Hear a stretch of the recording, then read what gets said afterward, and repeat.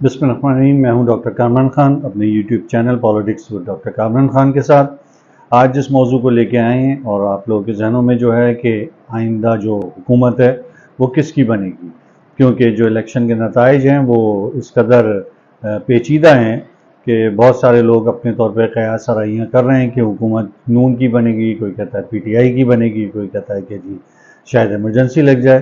تو کوشش کریں گے کہ ان سوالوں کے جواب دیں اور ملک کی صورتحال جو جس قدر پیچیدہ ہوتی جا رہی ہے اس کے تناظر میں جو ہے ان مسائل کے حل کی طرف جانے کی کوشش کریں.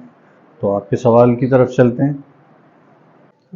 سر، آج کل جو پولیٹیکل انسٹیبلٹی چل رہی ہے، نون لیگ والے کلیم کر رہے ہیں کہ شہباز شریف کو ہم وزیر اعظم بنا رہے ہیں اور مریم نواز جو ہے وہ سی ایم ہے پنجاب کی، اور اس کے برعکس جو وہ پی ٹی آئی والے یہ کلیم کر رہے ہیں کہ ہم عمر ایوب کو پرائم منسٹر بنا رہے ہیں، اور ایسے ہی کیا نام ہے علی امین گنڈاپور جو ہے وہ سی ایم ہوں گے کے پی کے.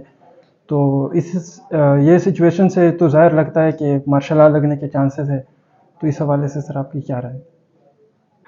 دیکھیں، جہاں تک آپ کے سوال کا تعلق ہے تو میں سمجھتا ہوں کہ جو میجورٹی ہے وہ تو انڈیپینڈنٹ کینڈیڈیٹس نے لی ہے، اور انڈیپینڈنٹ کینڈیڈیٹ جو ہیں وہ سارے کے سارے جو ہیں وہ صرف اور صرف پی ٹی آئی کے تو نہیں ہیں، حمایت یافتہ اور بھی ایسے لوگ ہیں جو کہ انڈیپینڈنٹ حیثیت میں کھڑے ہوئے تھے.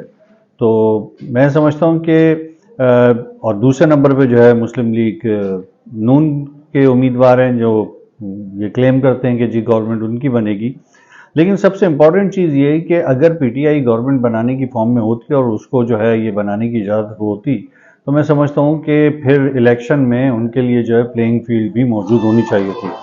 تو پلینگ فیلڈ بھی موجود ہونی چاہیے تھی، لیکن جب انہیں پلینگ فیلڈ نہیں دی گئی تو اس کا مطلب ہے کہ ان کے لیے حکومت بنانا اتنا آسان نہیں ہوگا. تو اب یہ آنے والے دنوں میں یہ دیکھنا ہے کہ جی یہ اونٹ کس کروٹ بیٹھتا ہے. اور ایک ایزمپشن یہ بھی چل رہی ہے کہ جی شاید ایمرجنسی کی صورتحال ہو جائے یا حالات کسی اور طرف چلے جائیں. تو میں سمجھتا ہوں کہ ایسی شاید صورتحال نہ ہو ایمرجنسی کی طرف.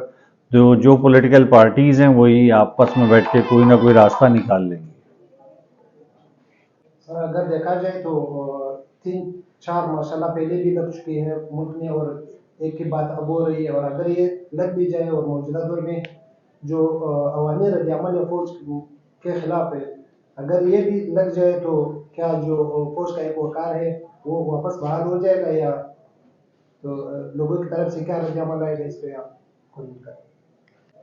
دیکھیں، میں سمجھتا ہوں کہ ماشاء اللہ اگر لگنا ہوتا تو شاید ہم الیکشن کے پروسیس میں نہیں جاتے.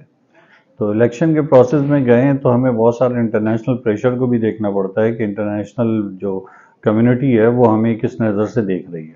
آپ نے دیکھا ہوگا کہ جو الیکشن ہوئے ہیں اس کے اندر جو ہے غیر ملکی آبزرور ٹیم بھی جو آئی جس نے الیکشن کو مانیٹر بھی کیا، تو کہیں نہ کہیں ان کے بھی جو ہے تحفظات تھے الیکشن کے حوالے سے اور اس کے نتائج کے حوالے سے.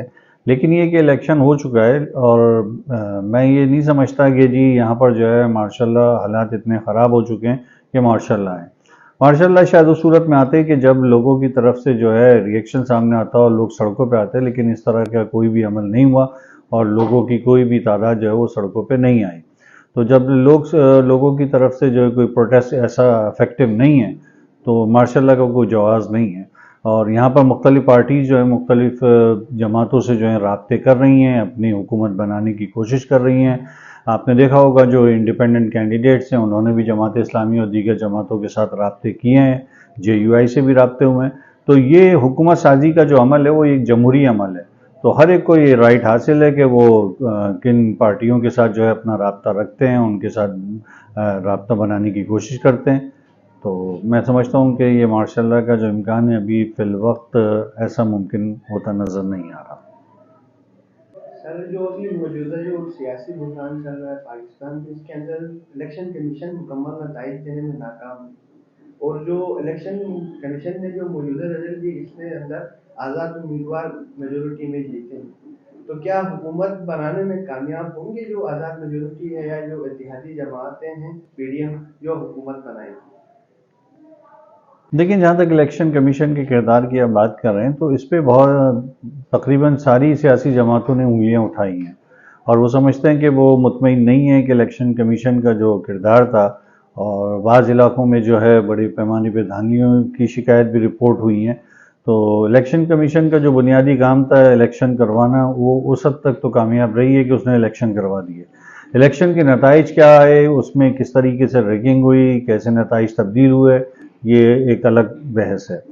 تو الیکشن ہو گیا، اب جو حکومت سازی کا مرحلہ آنا ہے اس کے اندر یہ دیکھنا ہے کہ جی حکومت جو ہے وہ انڈیپینڈنٹ کینڈیڈیٹس بنائیں گے تو کس حیثیت میں، کیونکہ جو ہمارے الیکشن ریفارمز ہیں یا الیکشن قوانین ہیں اس میں یہ ضروری تھا کہ جو پارٹی جو ہے وہ انڈیپینڈنٹ حیثیت سے الیکشن کانٹیسٹ کرتی ہے اس کو کسی نہ کسی پولیٹیکل پارٹی کو جوائن کرنا ضروری ہے. تو اب پولیٹیکل پارٹیز کو وہ کس حیثیت سے جوائن کرتی ہیں، کیونکہ انڈیپینڈنٹ کینڈیڈیٹ کو اگر میجورٹی وہ ثابت کرتی ہے تو وہ کسی کو ایک بلاک بنا کے جو ہے وہ وزیر اعظم کے لیے نامینیٹ کر سکتے ہیں. تو اسی لیے آپ نے دیکھا ہوگا کہ جو ہمارے انڈیپینڈنٹ کینڈیڈیٹس ہیں وہ اس بات کی کوشش کر رہی ہیں حکومت سازی کے لیے ان مخالفین سے بھی رابطے کر رہی ہیں جنہیں وہ ماضی میں برا بھلا کہتے رہے تھے. تو یہ سارا ایک الیکشن کا پروسیس ہے، اقتدار کے لیے ہر کوئی ہر حد تک جانے کی کوشش کرتا ہے.